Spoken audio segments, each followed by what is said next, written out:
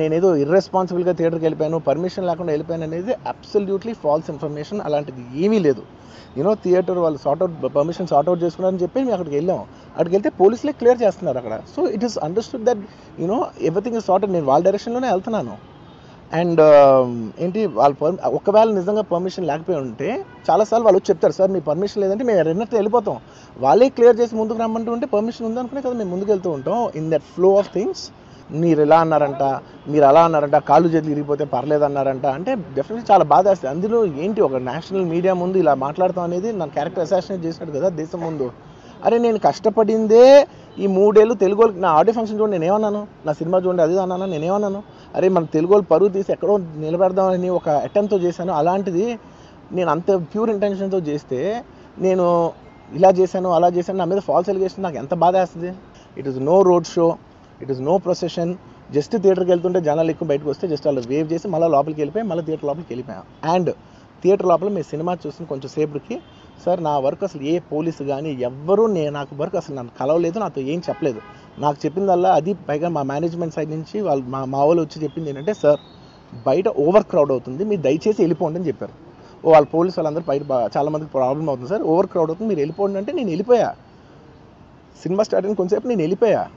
నేను మా వైఫ్ అందరూ మేము బయటకు వచ్చాము అంతే. నాకు అసలు ఆ తర్వాత నెక్స్ట్ డే నాకు తెలిసింది ఒక లేడీ ఇలా ఉందంట, కళ్ళు తిరిగి పడిపోయిందంట, ఆ తర్వాత ఆవిడ పాపం చనిపోయిందంట, ఇలా ఒక కిడ్ ఉన్నాడు అంటే నేను షాక్లో గురయ్యా. అంటే నాకు తెలీదు అసలు నెక్స్ట్ డే వరకు నాకు అసలు తెలీదు. I had no idea. ఎందుకంటే నేను నా పిల్లోనే పక్కన పెట్టుకున్నా, నా వైఫ్ నా కొడుకు నా కూతురు థియేటర్లోనే ఉన్నారు. నాకు తెలీదు. నిజంగా అలా జరుగుండి ఉంటే నాకు తెలిసి ఉంటే నేను వాళ్ళు తీసుకుని వెళ్ళిపోతాను కదా, మినిమం కదా, ఎవరైనా వాళ్ళ పిల్లలు వాళ్ళు తీసుకుని వెళ్ళిపోతారు కదా. నాకు తెలియని కూడా తెలియదు. సరే పిల్లలు వాళ్ళు చూసుకుంటారు, మనం వెళ్ళిపోతే క్రౌడ్ క్లియర్ అయిపోతే ప్రాబ్లమ్ సాల్వ్ అయిపోతే నేను వదిలేసి వెళ్ళిపోయా. అలాంటిది నాకు తెలిసి కూడా నేను సినిమా చూస్తూ ఉన్నాను, ఇలాంటి ఫాల్స్ అలిగేషన్స్ వస్తే చాలా బాధ వేస్తుంది. పిల్లలు ఉన్నారు సార్, పిల్లలు వదిలేసి వెళ్ళిపోతాను నేను. నా పిల్లలు అంటే ఎంత ఇష్టం తెలుసు, ఎవరైనా ఉంటారు కదా తీసుకుని వెళ్ళిపోతారు కదా. అలాంటి నాకు క్లూ కూడా లేదు. నేను ఇంటికి వెళ్ళిపోయిన తర్వాత నేను వెళ్ళిపోయిన నెక్స్ట్ డే నాకు మార్నింగ్ తెలిసింది చనిపోయారంటే షాక్ అయ్యాను నేను. నా లైఫ్ అంబిషనే థియేటర్కి వచ్చిన జనాలని ఎంటర్టైన్ చేద్దామని. అరే మీరు వచ్చి మిమ్మల్ని థియేటర్కి వస్తే మిమ్మల్ని అందరూ నవ్వుతూ పంపించాలనే నా ఇంటెన్షన్ అబ్బా. మీ మనసుల్ని గెలిచి పంపించాలని అనుకునే మనిషిని అలాంటి థియేటర్లో అలాంటి థియేటర్లో టెంపుల్ లాంటిది, అలాంటి థియేటర్లో ఒక యాక్సిడెంట్ అయిందంటే నాకంటే బాధపడేవాడు ఉంటాడా ఎవరైనా?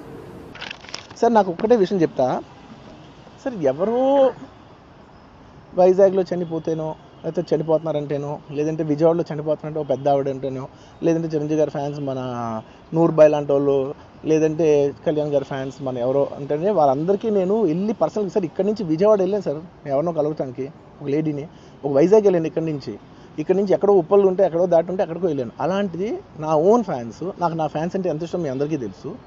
అలాంటి నా ఓన్ ఫ్యాన్స్ నా ఓన్ థియేటర్లో నేను ఉన్న ప్రెమిసెస్లో అలా జరిగిందంటే నేను వెళ్ళి కలవనాలని, వాళ్ళు కలవాలి నాకు ఉండదా?